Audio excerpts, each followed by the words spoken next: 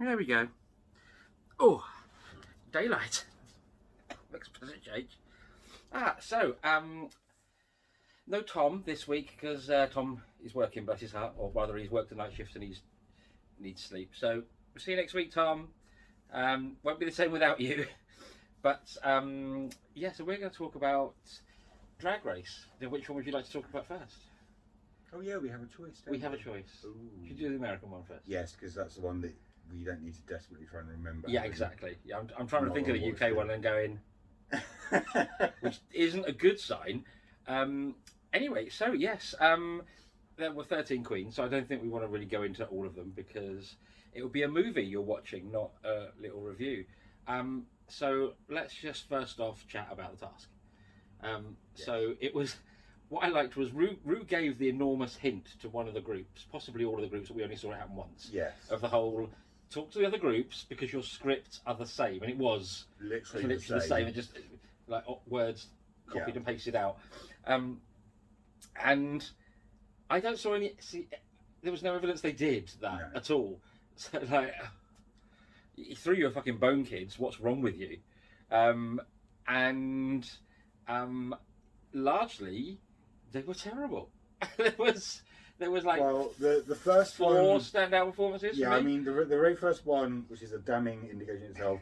Paul's reaction was the funniest thing about that was the announcer, who is part of the show and not part of the thing. So when you watch the trailer at the end, I can't remember what his line was, but that's what I laughed at. Yeah, I laughed at the voiceover guy's line. Oh, he basically took the piss out of trailers, which and said we've just shown you the end of the movie or whatever it is. But go and watch it anyway, sort of thing. Yeah. Although it was obviously a lot funnier than we've made it sound. Yeah. But yeah, and it was just please don't, because that's one of the things, because we've kind of talked about this in other episodes where my least favourite episode of any season is when they do Snatch Game. Which you're right, you're about a month off that at the minute. Yeah, because of the fact that it's built up to be this amazing episode.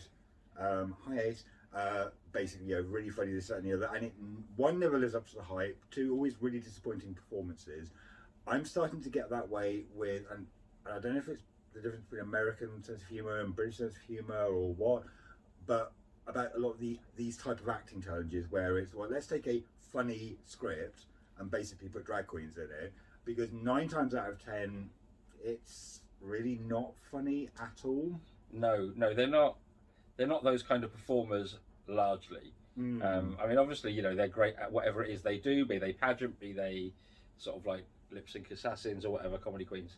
But on the whole, I don't think they're comedy actors. They're not French and Saunders. No. They're not. I'm trying to think of an American equivalent sketch show. The only one I can come up with is In Living Colour, which is like 30 years ago. There must be a better. Saturday Night Live. They're not Saturday Night Live performers. They're not. Again, names are escaping me. I'm just thinking of people from 30 years ago, like Wayne's World and stuff like that. They're not Kristen Wiig. Thank you. What's the face from Ghostbusters who you've met? My friend who I met. She's not my friend. I did meet her. Kate McKinnon. Yes. I met Kate McKinnon in Cardiff. Tina Fey. Do you know what I mean? They're not these people. Some of them think they are, and they're not. So looking at you, Rosie. I thought Rosé was really good, actually. No, she was good, but she was also up her own arse. Yeah, but I thought justified. However, Tina Burner, you did the whole, I've got to try to act her, and you kind of faded into the background check. Sorry. I don't think you delivered what you said you promised. What? Hey, that doesn't make sense. You can ignore me because I can talk shit. But yeah, so Tina Burner did the whole I've got to play up against her because we're both actors. Was it Tina that said that? Yeah, it was Tina and Rosé. Yeah, and then to me, Rosé got it because Rosé did that brilliant thing in the script, which is a really easy trick to fall back on, which was the whole my character, I'm a gnome. Yeah, it's that flat, that drop, but at the right time, in the right way, and it worked. So I think Rosé lived up to her promise, and Tina didn't for me. Simone though was the one.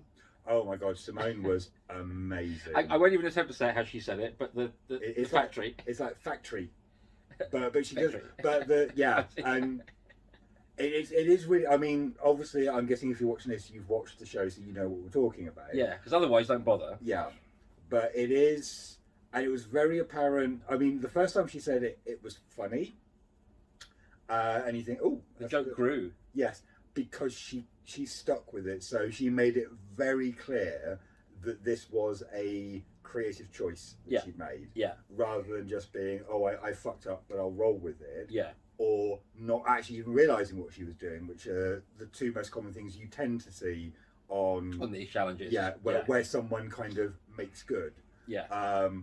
But also, again, someone who I don't think has actually indicated at any point that she's a comedy queen. I think she's... I can't remember how she introduced her, because obviously they always tend to introduce themselves as, you know, I'm a pageant queen, I'm a fashion queen, I'm a this. I can't remember. Like Tina introduced herself as a New York comedy queen. Yeah. I can't remember Simone. I want to say Simone's possibly a bit of a fashion. I thought she was a fashiony, pageanty girl. Yeah, I think. That might be wrong. That's the impression I'm getting, but again, maybe misremembering it. So this is someone who doesn't make a big thing about how she's a comedy queen, who is probably one of the standout comedy queens at the moment. Utica as well. And unfortunately, I think with Utica, I think she got lost in her own clip. Yeah, because when Rue said to her, yeah, when they're doing question, when they're doing the obviously the whole sort of talk about the challenge for the queens beforehand. Obviously their group is first, and of course she absolutely slayed it with RuPaul. Just with pure physical comedy. Yeah. And you think, oh my god, she's going to be amazing in this challenge. Yeah. And again, don't know whether it's because of the way it was edited, because there was a line you saw her rehearsing that wasn't in the final clip. Yeah. Where it was the line where she said, "I've got 3 lines and I've forgotten it," and she was supposed to say, "Where's my bong?" or something. Yeah. That wasn't in the final clip, so she obviously never nailed that, so they cut it. Yeah. Or it's just one of those things that we don't get to see because we've seen from earlier shows like Snatch Game, where we don't get to see all of the responses that they actually film and make and put together. Obviously they have to keep stuff for Untucked and for other bits and bobs, and presumably for YouTube clips, or if they're just shit. Yes, which is more often the case. But Utica did not stand out during the actual challenge, but you thought she will be someone to watch based on that sort of interview. So Utica's reminded me of something I thought when we were watching it, which is and it was something that you saw Ross working with Kimura on, which was the whole, do you understand the reference? Do you understand the line you're given?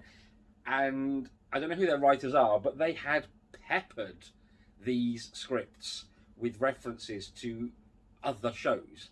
So Utica had the Sophia from the Golden Girls, picture it, Sicily, 1927, whatever the line would be. And that didn't appear to have been picked up on at all, because the delivery wasn't even a vague attempt at it. So, that means that I doubt Utica got it. Possibly, not the right generation for Golden Girls. But I would have thought... I blame Ross for that. Ross should have brought that in the direction. Unless there was a whole other scene of trying to get it out of someone and failing. They go, well, we can't do it twice. We'll show that one. Yeah. Otherwise, Ross, disappointing. Next time I speak to Michelle... my friend, I will be having words. But as you were saying, we love Michelle's new hair. We adore Michelle's new hair. And her styling, I think, generally this season, because she seems to be moving away from Jersey, or New Jersey girl. Yeah.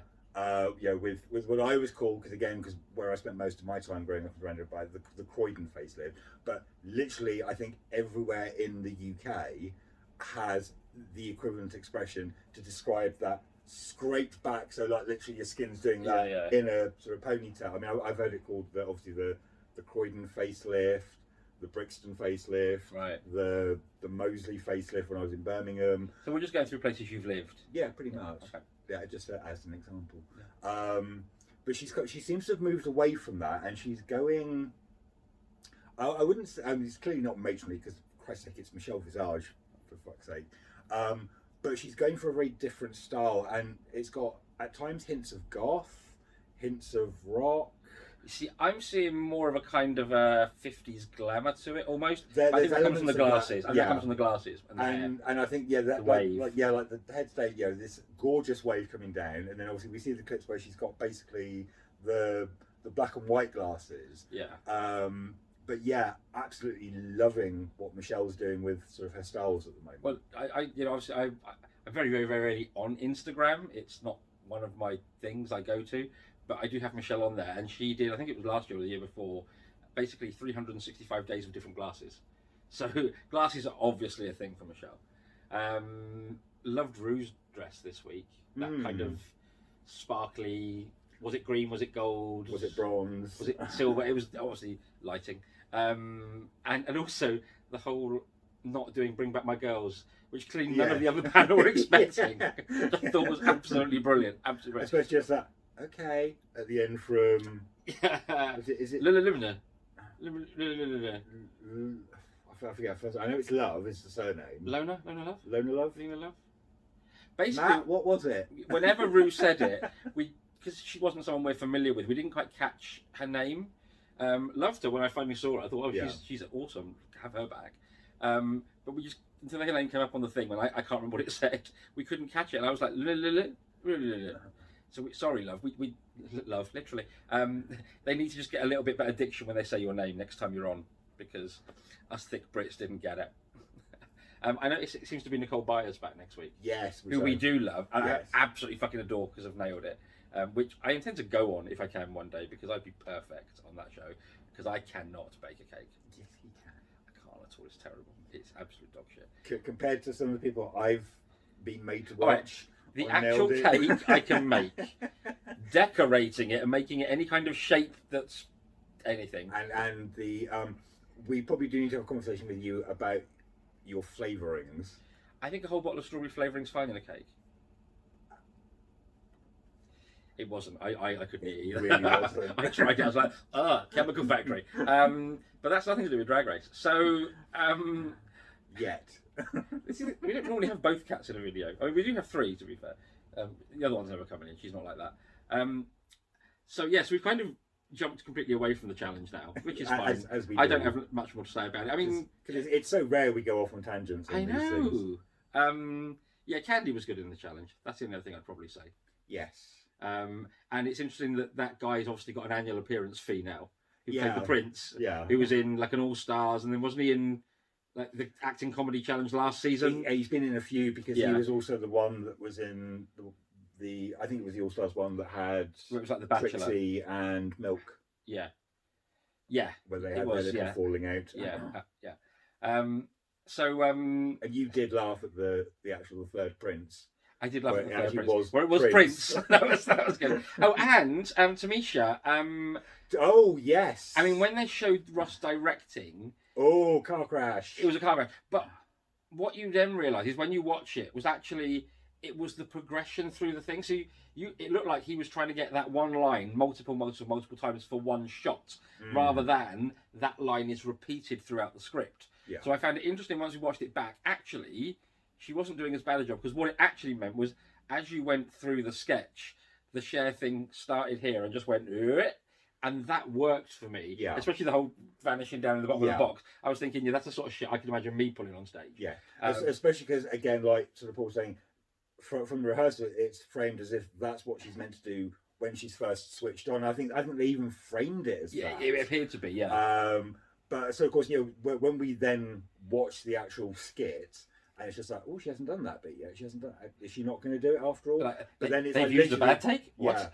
Yeah. But then it's like literally the very end is that they're kind of obviously pulling away the old fade to black bit, where you can literally see her doing that. And yet she actually did, because I said to you before we started recording that based on the rehearsals, you think, oh God, Tamisha's going to be a car crash.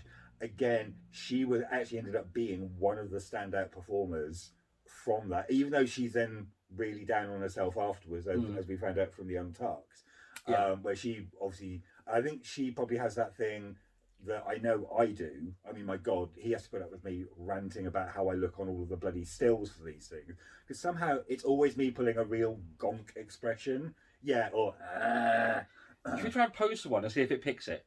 Right. It gives you 3 to choose from. If that's now not one of them. So if it does pick that one and you use it, I will kill you. I'm just saying.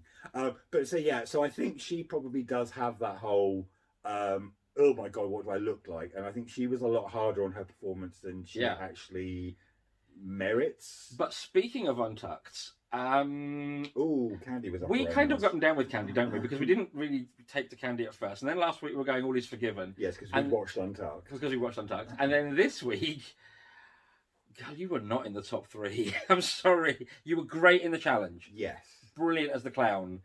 That outfit, however.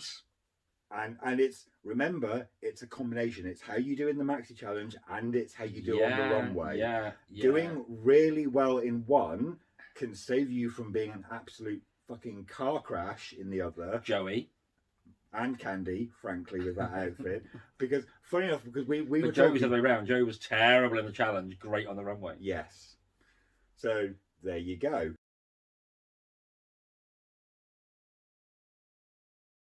As I was saying before we were so rudely interrupted by an incoming phone call, I'm genuinely surprised it doesn't automatically divert. I think it depends what it is. It used to. But when we were first watching the runway, so we'd had about 5 or 6 queens, and I was thinking, because it is quite unusual for me, where it's like we've had 6 outfits come on, and I've actually liked every single one of them, and I thought they've actually been quite good.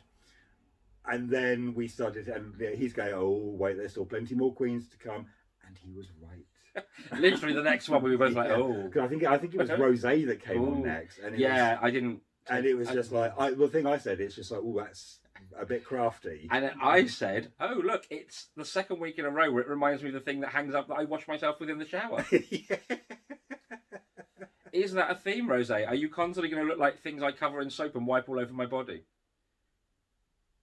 Sounded better in my head. So yeah. So we can't talk about 13 runway looks because we're already like 20 minutes into the bastard video. Although it is going to to be edited down by probably we've got like no, it wasn't that long. It was like about 30 seconds. Head gone. What was I saying? Runway. Take it to the runway. Denali's outfit as Quetzalcoatl, loved. Yeah, love that. Love that. Love the snake one. Yes, that was Lalaurie. Yeah. Didn't know her name. And I loved Utika's. Yes. Yeah. Who we've had this whole thing of who does Utica remind us of? And I think we finally nailed it. We're with so many. We were like, is it a bit a bit cattier sometimes? And I think, funny enough, actually playing on the TV right behind the camera right now, Annie Lennox. Yeah. In her videos when she's like fully made up and whatever else. Also, I hadn't realised how beautiful Utika's hair was out of drag. So that's something. Yeah. And also her still, obviously, when they do the talking heads and you get the little like publicity still of them. How much like Christine Baranski she looks like in that. Yes. It's how I would imagine Christine Baranski would do herself up as a drag queen. Yeah. Frankly. Which, let's face it, she's probably done at some point. I bet she has. Well, she's rocked up in so many gay and gay adjacent movies. Yeah, she was in Jeff. Was she in Jeffrey? She wasn't Jeffrey. Oh god, I haven't seen that for so long. Oh, she is, I think. The hoedown. Yeah. Oh yes. And of course she's in the Birdcage as the mother. Yes. And the Sybil. Sybil's very gay. And is she? That show is. Basically, I don't know an awful lot of straight people that watch that. Just everything. We just love Christine Baranski. She's love divine. her and everything. She was literally the only thing I could tolerate watching in Dolly Parton as well. Oh, yes, Christmas on the Square. Oh my god. Oh Jesus. The Wicked Witch in the middle. But we're not talking about that because I will be here for the next 40 minutes and ripping it. Yeah, please don't. So I'm now struggling to remember much runway. Joey's, I liked the tongue thing. Although I didn't get it at first, so I was sat there watching and thinking, why has she got a metal ball on her train? And then I did get it. And then saw the shot of the back where it's obviously the quiet Rolling Stones lips, mouth look. Yeah, it's just like, oh, it's interesting way to get round the whole I'm not wearing a wig thing as well. Headpiece, ponytail. Clever girl. Yes. Candy Muse, what the fuck? The first thing, when she walked out, I just went, that outfit isn't a train. No, no train for a start. Now, if the title's Train for Days, I get it's a pun, but for me, you should hit the front of that stage and your train should still be coming around the corner. Yes. Right? I mean, we're talking Princess fucking Di in the Abbey train, right? This is where they should be. And, some were good and some work, I like to say, La La La La La La Lalaurie. worked brilliantly because there Yes. was two elements to it. Yes. Because they did the forked tongue and Got Mick. Got did a really Mix good job. was because great. she played with hers and made it like a sort of almost like a kite tail type affair, Yeah. and had the grass the obviously the I don't know bedazzled. Is that the technical term for it? Bedazzled, I think. Bedazzled. Sort of leaf blower. So she was like kicking your blood. So of course, so she had like because of the wire or whatever in the pieces on the back. They constantly rippled and moved like there was wind. Because I was like, have they put a wind machine on just for this? And then when she turned around, I got how it was done. I thought, actually, that's very clever. Yeah. So then there was Kimura looks stunning, but yeah, I just don't think this many years into Drag Race anyone should be going on the runway, no matter how confident you are, up your own arse or whichever way round that is, rightly or wrongly, justified or not. You do not go on that runway with any risk of ending up lip syncing and not able to move. It just astounded me that you would. I mean, don't get me wrong. That outfit was look gorgeous, absolutely, and I loved the whole like. Again, it was a nod to heritage with the sort of dragon and the tail and all that. Yeah, I mean, love that. Again, Kimura is absolutely a fashion queen. Just something that can come off so you can move, which is what Denali had. Yes. And slayed it. And I'm kind of ambivalent towards Denali, if I'm honest at this point. I'm not particularly bothered one way or the other. Quite competent enough, but I haven't warmed to her in the same way. Yeah. But yeah, I mean, I wouldn't want to go up against her now. Look at having seen what she's done. Some of the other queens must be a bit fuck. She's absolutely someone that has earned the right to call herself a lip sync assassin. Yeah, totally. Because she. And to the point where she actually has if you got Ru basically commenting as positively as Ru did on your lip sync performance, you are someone to watch doing all right for. Yeah. So what was the next time? Oh, they were up as babies, weren't they? Yeah, so and they're not looking forward to that. Yeah, they didn't look like it. I mean, we don't know what it is yet, obviously, but it looks a bit. And that's probably a mini rather than a maxi, and so whatever. We can but hope. But then we had the obligatory. It's season 13, and we have the I can't sew element. Ciao. But that's actually one thing I wanted to kind of think about raising, because one of the things that kind of struck me with possibly the last few seasons of Drag Race is it felt like they'd moved away from that, because it always felt like the queens were kind of bringing in a lot of pre-made outfits, and it seemed you didn't have that same focus on the workroom making the outfits for the runway that we had pretty much from seasons 1 through 7 or 8. Yeah. Realistically. So it actually kind of, and it was very apparent, especially I think with last season, where obviously you had people like Gigi Good, who literally just seemed to have an outfit for everything, but there was almost no focus on any sort of like craft element. No, it does feel like they are given. Well, we know they are because Utica wasn't in last week's episode. Yeah. Or the week, whichever one that Utica didn't do. She then posted on Instagram the outfit she had ready. 2, I think. Yeah, 2. Whichever way around it went. Yeah, because it was everyone, winners, B team, and now they're all together in this one. Yeah, so basically she posted the outfit she had ready for the challenge that was week 2. Which was amazing. And it looked, it was awesome. It was cool. I was like, so obviously they are given a things like you think back to the episode they did like Night of 1,000 Madonnas. Yeah. You can't tell me those queens just happen to all have the Nothing Really Matters video outfit in the back. It was just they were told bring your best Madonna, and it just happened that 6 of them brought Nothing Really Matters, and no one did Holiday. But it's so yeah. It's early days. And my opinions on who I love frequently changes in this show until you get to the halfway point. Then I do tend to kind of pick someone and stick with them until they go or win. I mean, I've got the ones I like, and interestingly, it's not as. I think weirdly, I don't have the same sort of love hate that I've had with a lot of the queens from earlier sort of seasons. No, because we haven't had Snatch Game yet. Yeah, well, yeah, there is that.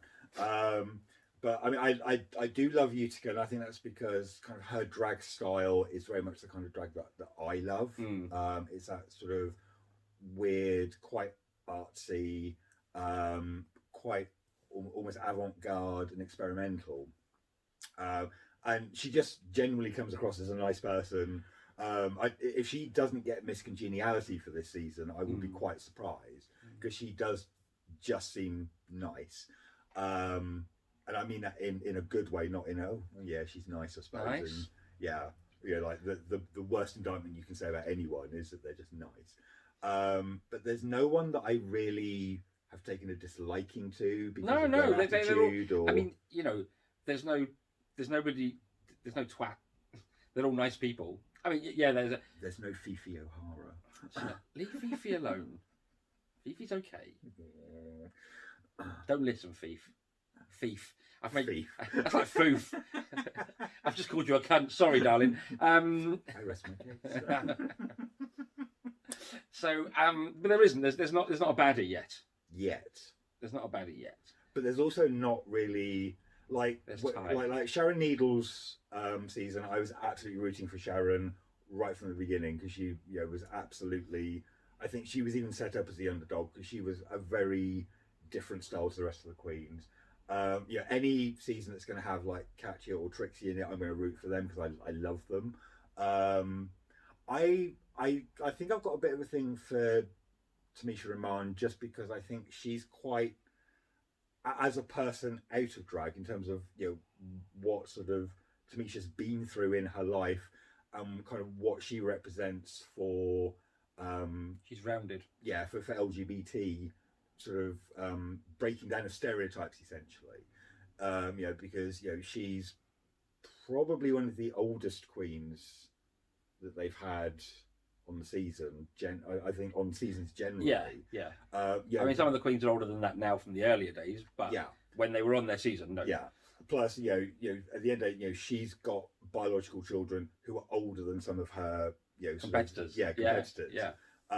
Most. Older than most of them. And and she's lived, she's had experiences. She's obviously she's African American as well, so there's a lot of that sort of stuff that she's done. That interestingly she hasn't really touched on, whereas obviously some of the other queens will. Now whether that's because of where she comes from, whether it's because she's just a bit more closed off as a person, but I'm kind of perhaps it's just boxed off in her life. Yeah, perhaps she's. Potentially, not definitely for sure, obviously. Perhaps she's been through stuff like that and then definitely moved on from it. I mean, I think part of it for me, and this was very apparent, obviously, in it would have been last episode when obviously it focused on the B team, where it was very apparent that she was basically the mother of the group, because she. In terms of the group composition, she'd obviously been through so much more. She was that much older, yada yada yada. I think there's a lot, and I think this kind of was borne out in some of the way that she conducted herself during like this week's challenges. I think she tends to kind of close herself off because she wants to be there for everyone else, which is again an absolutely commendable trait in a friend, a family member, a confidant, a mentor. But you're in a competition, Tamisha, and you've done pageants. You know what the pageant scene is like. It's not RuPaul's best friend race. Exactly. So that pressure was terrible. Yeah, it was. Yeah. But you got the point across, and that's the main thing. But please don't do it again. I won't do it. But I think Tamisha's someone that probably gives Utica a run for her money in the Miss Congeniality stakes, just from what we've seen so far. But I think she's actually got a lot more to give, and she kind of.